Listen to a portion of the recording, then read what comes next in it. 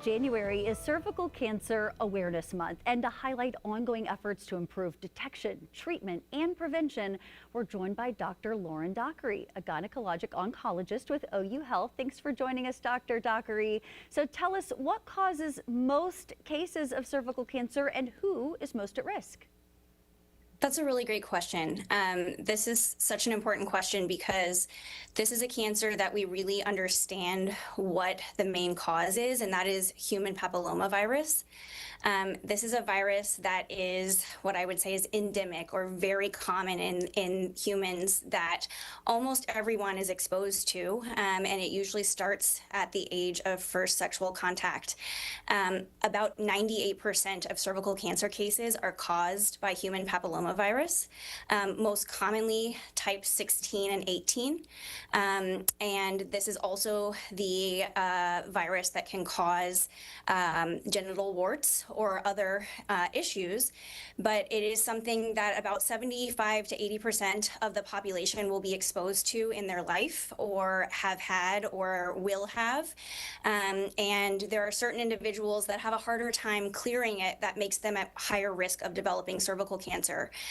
Those individuals are smokers in particular, or individuals who have a suppressed immune system, if they're on medications to suppress their immune system for long term, or have HIV, and which is why it's so important to get screening and frequent testing, particularly if you fall into these high risk groups. And aside from those regular screenings, are there any symptoms that we should never ignore? Let's say we're in between screenings. Is there a reason I should pick up the phone and let my doctor know?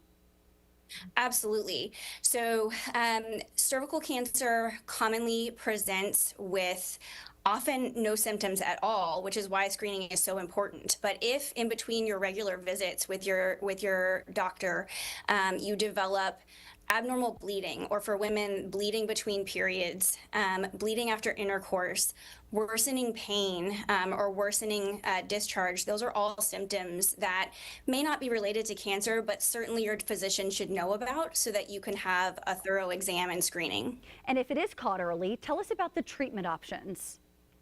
Yeah, that's a great question. There are quite a few options, and early stage cervical cancer is typically treated with either surgery, with a hysterectomy, most commonly, as well as sampling lymph nodes to check for spread, or a combination of chemotherapy and radiation. And which is chosen, both are equally effective, but which is chosen depends on many different factors, including stage, certain health factors related to the individual patient being treated. And that is something that will be considered in the workup and evaluation of each patient. One more question before we let you go. I've got to get your take on these at-home cervical cancer tests. Like, you don't have to go to get the pap smear anymore. You can do this at home. Is that a good idea? You know, it really can be for a certain group of individuals. They are FDA approved, and this is an at-home collection kit, which includes a vaginal swab to test specifically for HPV, the ones that are highest risk to cause cancer. For individuals that are unable or have difficulty receiving regular exams and screening, this is a great way to know what's your risk and should you be getting more intensive screening.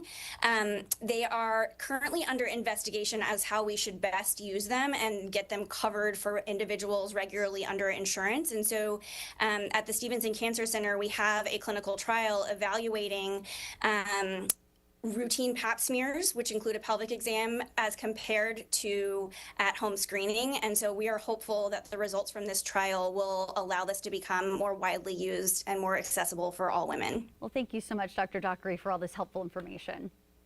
Thank you.